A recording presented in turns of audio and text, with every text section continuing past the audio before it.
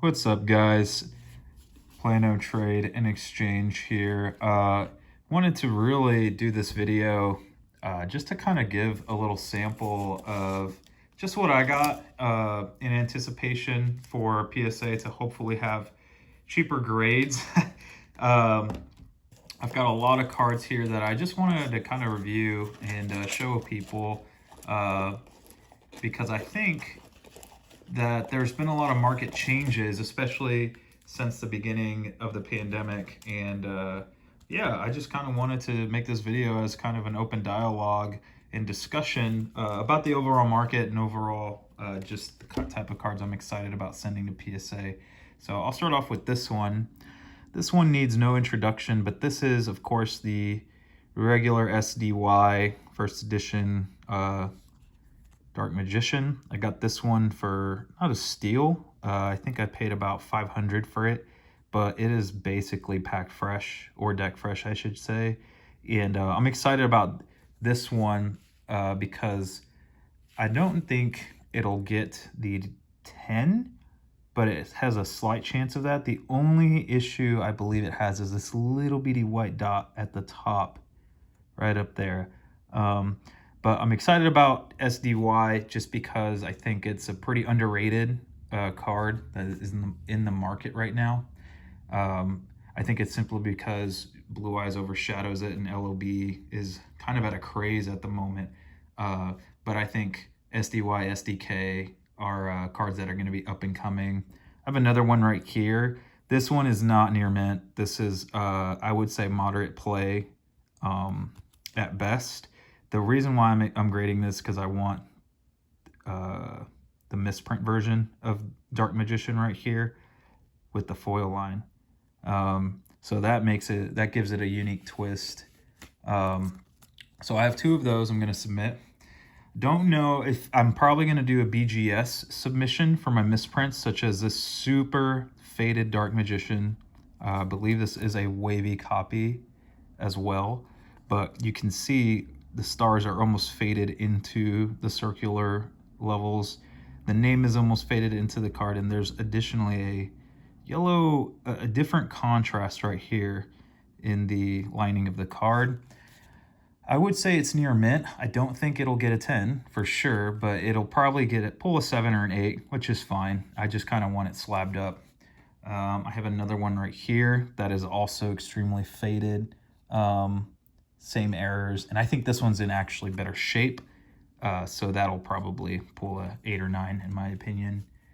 Another one, this one has a crazy foil bleed. It is definitely missing a layer that is typical of all the cards, and so I want to get this one slabbed up as well. This one will also probably pull a 7 or 8 because it's near mint, but it's not mint, so that's one I'm pretty excited about.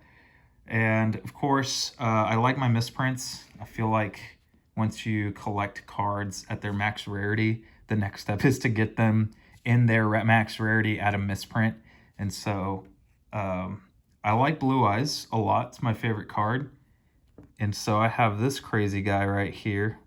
This very modern Maximum Gold Eldorado Blue Eyes White Dragon. Super shifted. Even the light attribute is shifted downward into the stars almost, and stars into the frame, and yeah, it's just got all sorts of problems, and I love it.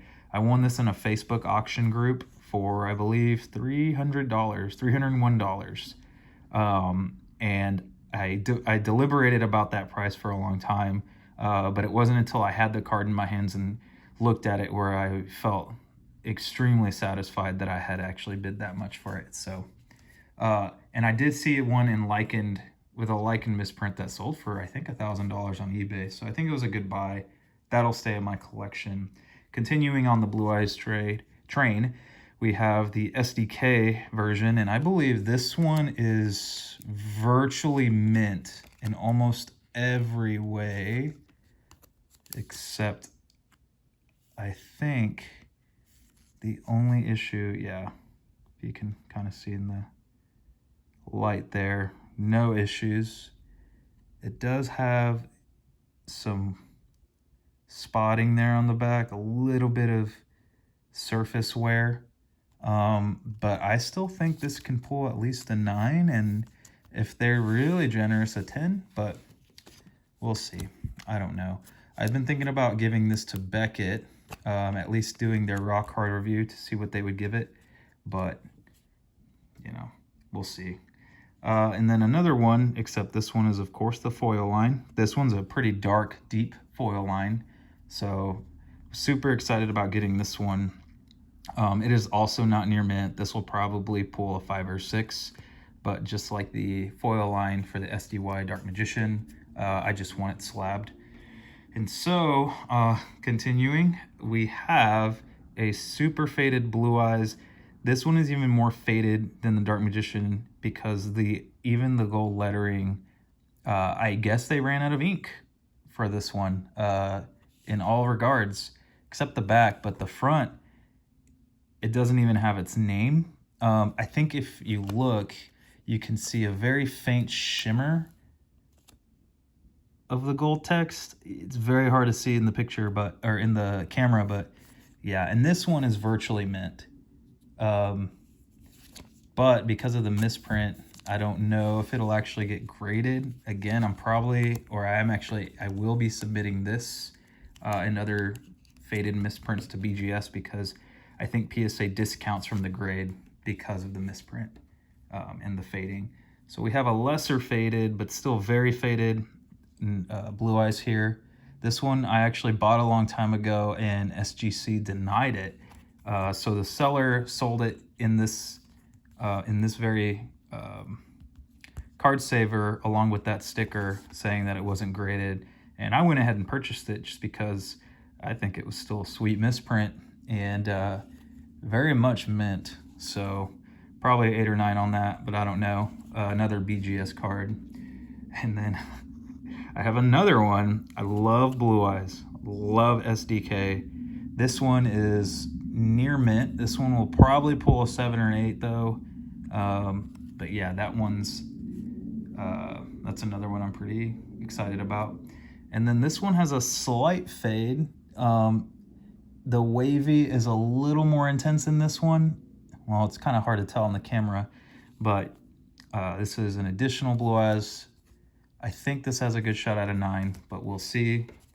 And then last but not least, another very mild faded version. This will probably pull a 7, but still a beautiful SDK. And then of course, more faded cards, Gate Guardian. I sold my BGS 9 to basically get it replaced by this one. This one is also mint with the exception of the back. The front is unscathed. I was pretty amazed. I think I bought it in a Facebook auction again, and the seller basically said he bought a collection, knew there was a premium on faded cards, and wasn't a Yu-Gi-Oh guy. So you can see it's got a bit of a dot right there, and that's about it. You can't tell from the camera, but it's got very small surface scratches, but I think that'll still maintain a good grade. Hoping for a 10, but realistically probably 8 or 9, but we'll see. That'll also be a BGS card. And then a near mint, I would say mid fade, Time Wizard. This one's mint, no issues at all. I bought that for a hefty price. I actually overpaid for it because the guy needed some money for college and got a big heart for college students, so I try to help them out when I can. And I would say here a mid to high fade Summon Skull. This one is also pretty minty aside from the top, and I want to say it has a weird surface issue on the back, but let me see. Yeah, you see there, you can't really tell on the camera, but it's got a little bit of a ding, and then it's got some weird lines there on the back. You can kind of see them. So a line there, and then slightly one there, but you know, probably another BGS card just because I think BGS doesn't let the fading affect the card grade, but we'll see. Garnisha Elephantis, this is a perfect card. I mean, the centering is impeccable, high fade. I believe I bought it for, I think, like 10-15 bucks. And I'm pretty sure this can pull a 10 or a 9.5 BGS. Beast Skull Dragon, super fade. The card is practically blue. However, it's not first ed, unfortunate, but that's okay. I have a first ed at BGS right now, but this one is also mint, so expect a pretty high grade on that one. Last and certainly not least, also have this Change of Heart. This one is not minty. Finding mint ones that are raw are virtually impossible just because of how much they were used. And also, there's so much foiling on this card, it's impossible to find them without any surface scratches. You can see it has a bit of a ding at the top corner and a little bit of surface wear. Yeah, hoping for a 7. You know, wish I can get a higher graded one, but these are just so hard to find. I wish I can get a faded version, but, you know, I am happy with my first edition, I would say very light play copy. So that's about what I have as far as these first sets go. Well, this is a more modern set, but excited to submit these. And yeah, what kind of cards are y'all waiting to submit? If you like content like this, like the video, feel free to subscribe. Most of my content is going to be related to vintage Yu-Gi-Oh cards and just general vintage market talk as well. Thanks.